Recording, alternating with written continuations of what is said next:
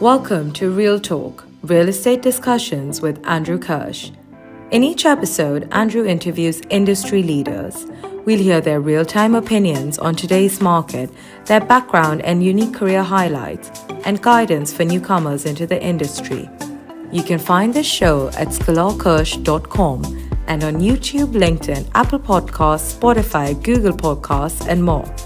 Now here's the host of Real Talk, Andrew Kirsh. Episode 66 of Real Talk. As I record this introduction, polls are coming in on the presidential election, so I won't talk about the presidential election on this episode. But what I will talk about instead is one of my favorite topics to talk about besides real estate, and that's baseball and my true pride and joy, the Los Angeles Dodgers. I've been going to Dodger games probably since I was an infant. Their road to the World Series this year was just remarkable and gave me so much joy and satisfaction. I was at many of the playoff games, including game one of the World Series, where I saw Freddie Freeman hit that epic home run. I can't believe that I would witness a home run that would rival Kirk Gibson's home run in 1988. That game one World Series against the Oakland A's. I was 13 years old in attendance. And fast forward 36 years later, I was in attendance for game one of the World Series against the Yankees. This time, 49 years old, but with my 7-year-old son, Maverick. It was truly a special moment and a World Series that we will never forget. So congratulations, Dodgers, and thank you on behalf of the city of Los Angeles. Let me segue to this week's guest on Real Talk, which is Chad Carpenter. Who is the CEO and founder of Reven Office REIT. Chad and I have an interesting conversation concerning the office market and how he's providing liquidity within the office market. We have a wide-ranging conversation about office, the future of office, and where he is seeing the opportunities in the office asset class. So I hope you enjoy my conversation with Chad Carpenter. Welcome to another episode of Real Talk. I'm here with Chad Carpenter, the CEO of Reven Capital. Chad, how you doing? Good, Andrew. How you doing? Thanks for having me on. I'm doing great, but I know you're in San Diego. At least I think you're in San Diego today. Is that where you are? Yeah, La Jolla. All right. So I don't know if you're a Padre fan, but as a Dodger fan, can I brag of taking the mighty Padres down? That was a tough series. Yeah, so I expect to see a Dodger-Yankee World Series, and Dodgers taking it down. All right. Well, I went to the game yesterday, although maybe I shouldn't say it because some of my clients didn't know like where I was on a Monday of Columbus Day / Indigenous Peoples Day, but I did take my son to game 2 of the NLCS. It was a little disappointing after game 1 where we beat the Mets 9-0. We laid an egg and lost 7-3. But I'm hopefully optimistic that we'll take down the Mets and be in the World Series. I'm rooting for the Dodgers now. Well, that's good. A good Southern Californian. Although admittedly, I don't know if I'd be able to do the same in rooting for the Padres, but maybe I would. All right, Chad, let's talk about business. Let's talk about Reven Capital and specifically the office REIT that you guys formed earlier this year. So to the extent my audience may not know either about Reven or the office REIT, fill them in. Yeah, sure. So Reven Capital is my holding company. We've launched several funds initiatives. We launched Reven Housing REIT, a public company, in 2012. We grew it and listed on NASDAQ and sold that public REIT in 2019, end of 2019. And fast forward today, with the distress in the office space business, we wanted to get back in the office business. My roots actually, I grew up in office. I was a co-founder and CEO of a company called Equistone, and we acquired over 11 million square feet of office in the 90s, 2000s, in the downturn, that recession. I sold that company before the GFC, so I was pretty lucky. And then retired for a while, came back to start Reven Capital. So fast forward with the downturn in office, I was thinking about getting back in and buying office buildings again. And what's interesting as we looked at deals and underwrote deals, we basically thought, there's really no office lenders, and we thought it would be much more interesting and probably a safer route to be the lender in office due to the void of lenders and scale a much larger platform. So I brought on my good friend Ethan Penner for many years. Ethan Penner is the founder, or is the father of CMBS, and probably one of the best known financiers in commercial real estate, and well known in the industry. And he is the chairman of the company and a partner in the launch. And what we're trying to do at Reven Office REIT is provide office loans, 20 million and up, across the U.S., top 25 markets, and help create some liquidity in the market. To date, since we announced the launch in the end of January, we've received over $9.5 billion of loan opportunities that we've reviewed. We've quoted on about 2.6 billion of soft quote loans, and we've approved 5 deals in investment committee for about 370 million. And what I can tell you is, out of the 2.6 billion that we soft quoted, 90% of that is borrowers who are really underwater, and they're looking for soft quotes, to kind of go back to their lender and negotiate, some sort of buy down with their lender. And I can tell you that most of them have not been successful to date. Yeah. So Ethan is a good friend and client, and he's has been on the podcast. So you're in good company. But it's great that you and Ethan have partnered up. So we've done our fair share of office transactions. Some of them have been buyers of notes secured by office buildings, in which the lender who was already in the cap stack, when providing the note, they would also provide accretive financing. We've had other transactions where there was no debt available, and the buyers just had to come all cash. So I guess the question is, where are you seeing most of the opportunities? Is it new buyers of office product, whether it's a note acquisition or an asset acquisition, or is it helping current owners, borrowers of office, help them with their cap stack situation? Sure. So I think the answer to that is, where the most actionable deals, where deals can get done, are really on the new acquisitions at the lower basis, or the note purchases if they need note on note financing with the goal of foreclosing. The bulk of the borrowers that are upside down, as I mentioned, we provide soft quotes. We call them lender opinion of values. Like brokers provide broker opinion of values, BOVs. We provide LOVs. So we give a little love, we call it love, LOV. And then the borrowers can use those to help go back to the lenders and cut a deal. But we haven't seen a lot of people be successful in that at all. And the reason is, typically the value of the building is usually a lot less than the first. And to give you an example, trailing 12 months CMBS resolved foreclosures, the average loan loss was 62% the last 12 months. So the 100% of the principal gets wiped out, and on average 62% of the debt is getting, the principal of the debt is getting wiped out. So when you go back, and let's say you had $100 million loan, and you go back and say, hey, I'll give you 50 million or half for that loan, the lender just can't do that. They can't go to investment committee and say, we're going to get approval for that. It's not going to work. So what we've seen in 2023 is, everybody kind of extended and pretended and wanted to see what's going on. The CMBS market, the trustees finally had to do something. So they started putting borrowers in default. The CMBS default rate today is about 8.8%. It's creeped up from 8.1.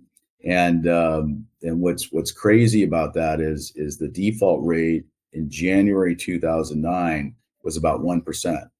And so we're at 8.8%, before we're even in a recession. I mean, that's pretty scary, right? No, it is. I mean, So we think, and the peak default rate for CMBS in 2000, I think it was 2010, was about 10%. So we're less than 200 basis points off of the peak default rate for office in the GFC. So it's just good. It's really bad. And the lenders, what we've seen so far is the big banks and the regional banks, they've been very slow to take an impairment or take a loss, but that's changed recently. And we're working on several deals where the big four banks are taking multiple $100 million plus losses. And I think once those big losses kind of get published as comps and people are like, wait a minute, these banks have these huge losses. Well, how many other loans do they have where they have losses?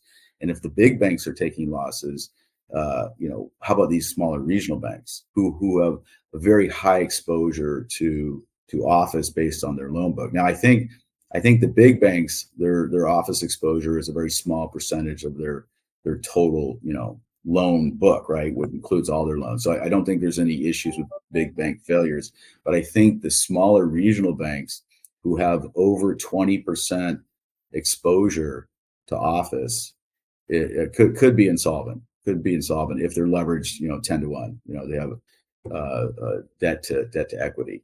So there's going to be a lot. I predict there's going to be a lot of bank failures once this comes out. I predict once the big bank impairments are published, other people are going to be, saying, well, what about these banks? What are these issues over here? And I think that's going to pick up transaction volumes as the larger banks and smaller banks start to capitulate and basically reducing their ask to where the bid is. So I think the bid ask comes together and transaction volume picks up. It's not good news for current office owners. I'm not going to sugarcoat it. It's the worst office downturn I've seen in my lifetime, in my career, and this is my fifth recession. And what I like to tell the borrowers is it's not the borrower's fault. I mean, these are great investors. I mean, this pandemic just changed demand, right? With work from home, flex office. So for all the borrowers out there, it's not your fault. There's risk in investment. There's things you control and things you don't control. So, it's a risk of investing. Look, we several of our office transactions were 50 to 60% off the loan amount. A discount one was even 80% off. So it was a significant impairment, and a lot of it has to do with the market.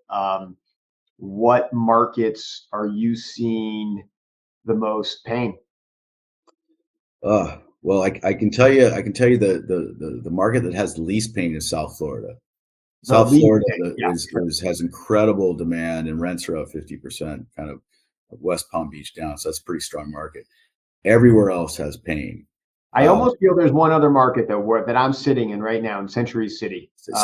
Century City, yeah, because you got your vacancy's low. Downtown's LA is doing very bad. Century City's holding up in general, but in general, LA's has a lot of stress.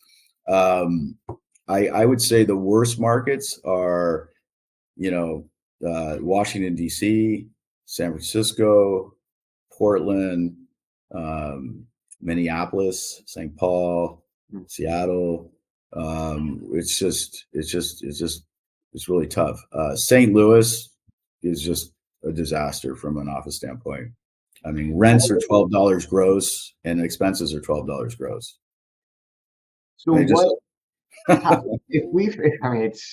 incredible to think about. I mean, if we fast forward 5-10 years from now, what are these downtowns going to look like? Is it just office with government tenants paying very low rents, or there's always talk about conversions, but the cost to convert an office building to multi is expensive. What do you envision our downtowns looking like? So there's 5.6 billion square feet of office space in the U.S. So our view is 30% of that is functionally or economically obsolete. Okay, of that, we think 10% of it it needs to be demolished. It's economically obsolete to convert or stay as a viable office. And 20% of that, I think can be converted. I think the conversion play is going to be a lot bigger than people think.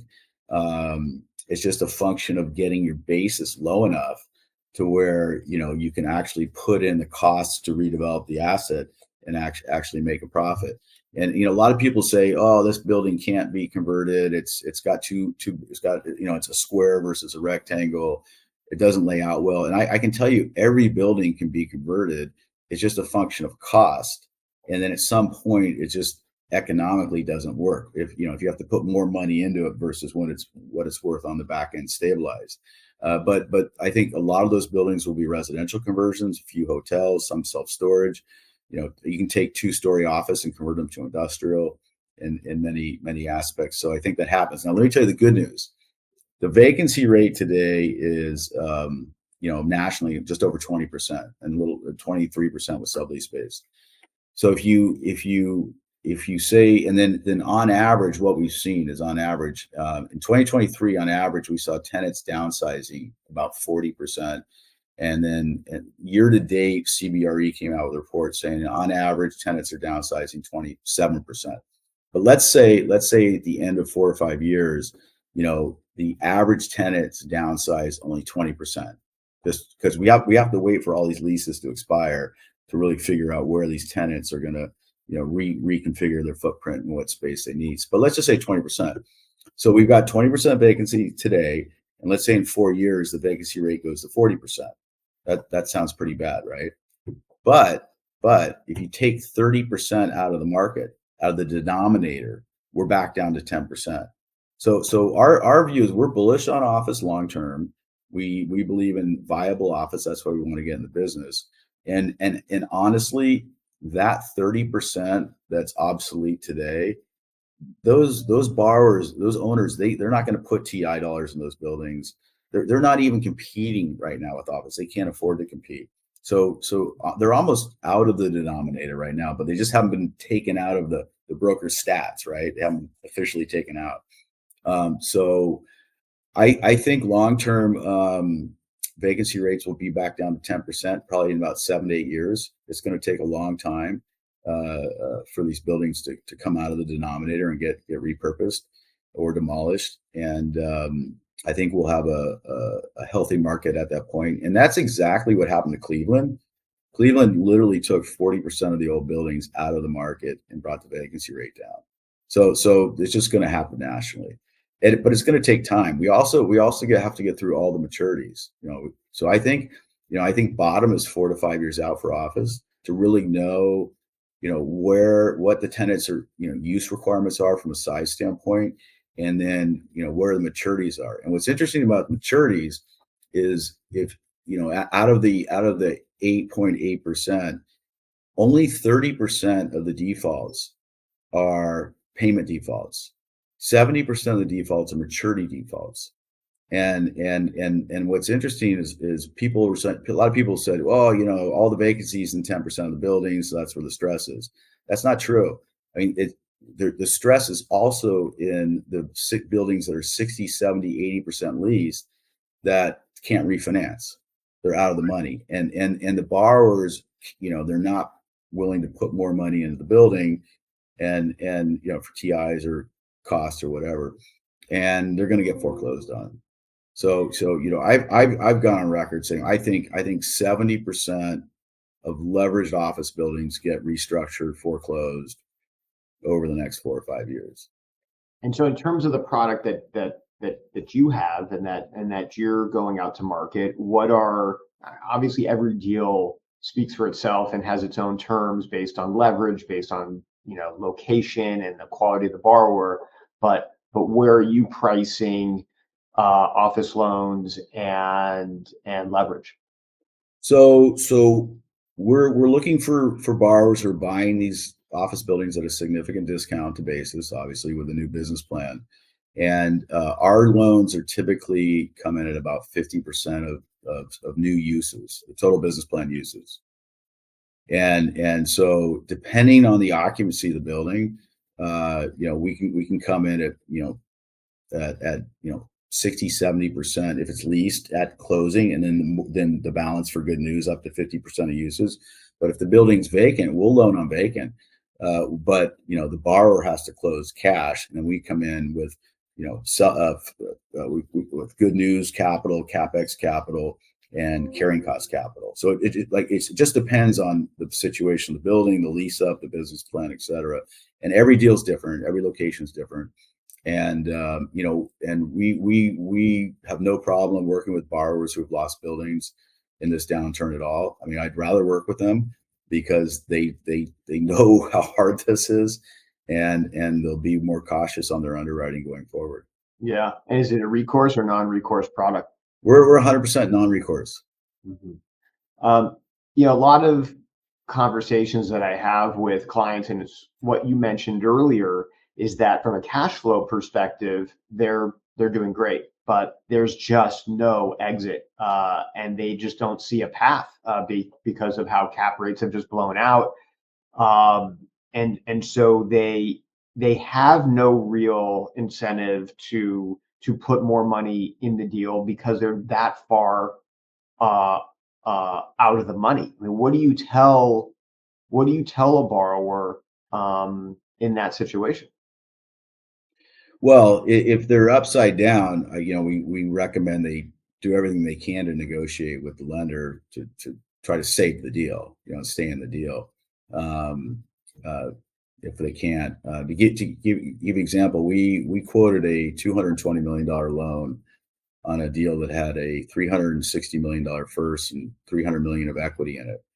And it's so upside down that we quoted the 220 as a senior position, and the three, I think it was 368. I think the first, the old senior, they're going to have to convert to a second or equity. Right. So it's almost like a pre-bankruptcy negotiation where we're debtor in possession type loan to provide the carry costs and the TIs and commissions on this huge empty project, and it just is what it is. And the borrower, the 300 million, if they can restabilize it, they can just get their money out at the back end, depending on cap rates, of course. Yeah. But so we can provide a solution like that. I mean, I'm really honest about it. And what's interesting is, like, I sold my public company in 2019. I sold my office buildings. I sold all my land holdings a little early, but I have like this unconflicted view because I don't own any office. And what's interesting is if you own office, it's so hard to really have a heart-to-heart with the reality of the situation because you want to hope for the best, and you're fighting for your investors, and I get that. And then the brokers who represent landlords, they're fighting. Oh, it's not going to get that bad. We can do this. It's not as bad as you think. But when you have an unconflicted view like I have, it's really bad.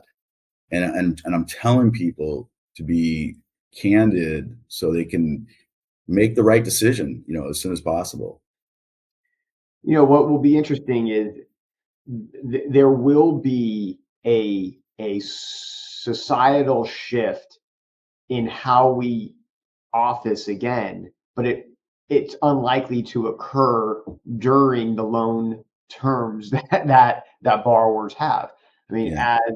as people are in the workforce and they're seeing colleagues of theirs who do go to the office get promoted at a faster clip, and large companies like the Amazons and large tech companies start to require more in-office appearances from their employees, there will be a shift back to office. Will it be 5 years, 10 years, or more?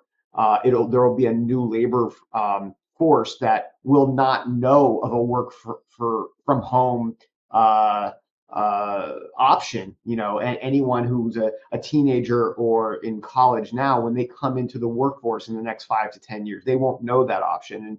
But it's not going to help borrowers today. But what it could help is all of your borrowers who are buying office real estate at extremely high cap rates, especially here in downtown LA, unbelievable cap rates that we've never seen, and low basis. In 5-10 years, they're going to be looking pretty good when there's a return to office. Yeah, we agree. I mean, we're in the office business. We believe office recovers. My personal view is I think work from home and flex work is real. I think a percentage of it sticks. I think people do an increase. More people go back to the office in the future. What's interesting is pre-pandemic, about 10% of the people already had some sort of flex work from home setup. It's just kind of not really known. And I think, maybe it ends up being 20% in 10 years. So it's just a little bit more. But I think, younger people need to be in the office, not only from a learning standpoint, but also a social standpoint. Sitting at home on a Zoom is not a great social experience and a learning experience. But people are, they're making it work while they can. But eventually, we think more people get back in the office. Yeah, and I guess my last question on that and getting people to come back to the office, and I'm a employer of 60 people, and I see my office, well over half unoccupied, is creating an environment that incentivizes or makes people want to come back to the office. And the question is that the tenant's responsibility? Is that my responsibility? Or is it the landlord's responsibility? Is it both? And if it's the landlord's responsibility, these TI packages are just going to go up and up and up. And how can landlords afford it? So well, I don't think it's a landlord's responsibility to get people back in the office, but I think it's smart if they provide amenities in their building that incentivize employers to lease space in their building where the employees want to be in that building, whether it's a gym or with full showers or the conference room or restaurants, coffee shops. We've heard golf simulators. I think. Sure. I saw one a couple of weeks ago. I mean, guys are like, I'm like, okay, we put a golf simulator in our country club. I think everybody does it once and nobody ever uses it again. But if it works and everybody leases up your building, who cares? Put it in. whatever works. But I think for employers, what gets people in the office is lunch. Providing lunch and food service and maybe even beer and scotch at the end of the day. I don't know. I think that'd be pretty incentivizing. So after hours, of course. Yeah. Look, we're all trying to be creative to combat that inertia of how convenient it is to be in your pajamas and just put up, turn on the laptop and start working. But as company culture just slowly fizzles, as others going into the office are getting promoted, like I indicated before, and look, we are in a different labor market where employers can be more assertive in requiring working from the office. 2-3 years ago, when there was a labor shortage, and at least in the law firm industry, where you couldn't find enough quality lawyers to service the amount of work that we had, we didn't care if people were in LA, Nashville, Timbuktu. It didn't matter if they were a quality lawyer. It didn't matter where they were working. It has changed. The leverage has turned back to the employer, and I think employers can use that to get people back to the office. Yeah, I mean, it works. I mean, like honestly, like as the borrower, we rarely meet with our attorneys and accountants now. It's all electronically over the phone or Zooms. It works. So as a CEO myself, I like flex work and I kind of promote it. As you're working from home right now, I gotta hear your dog. Unless if your dog's sorry. I know. I'm a little worried. Sorry about that. But I think it works. It works. And, I think, 3-4 days a week, it works. But it depends on the company. It depends on the culture and people get their jobs done. It's flexible. I've always been a flexible boss where, you got to go to the doctor. You got to go. I mean, just go see your kids play sports in high school. Let them go. I mean, this is let them, we got you can take a phone call at the ballpark or something. It works. Look, I'm full-time coach for flag football and baseball and soccer and part-time attorney sometimes. So you gotta be flexible these days. But look, Chad, I'm really happy that you were able to come on to the show, talk about Reven Capital, the office REIT, and what you're seeing in the office market. I know it's an asset class that some people are intimidated to get into, but my clients who have purchased office buildings in this market are really bullish that maybe it doesn't come back to what it was pre-COVID, but based on the pricing it is today, it's almost too good to pass up. And they're looking at it from a long view, and hopefully they reach out to you for their debt needs. Yeah, one thing I would caution the buyers on is be really conservative on your underwriting, because this is going to take a lot longer to slug through this downturn. And I would also, I think cap rates, exit caps need to be higher, because these projects are so capital intensive, and they're very, very expensive. I would also, underwrite rents going down and expenses going up if there's leases in place, and be very, very cautious. And that's my kind of my recommendation. Well, I appreciate it. Well, it was great to hear about Reven, and always great to catch up with you. And thanks for jumping on the Dodger bandwagon here in the playoffs. Yeah, I have friends who are Dodgers. So, but hey, if you guys want to learn more about our lending platform, we have a website up. It's Reven Office REIT, REIT.com.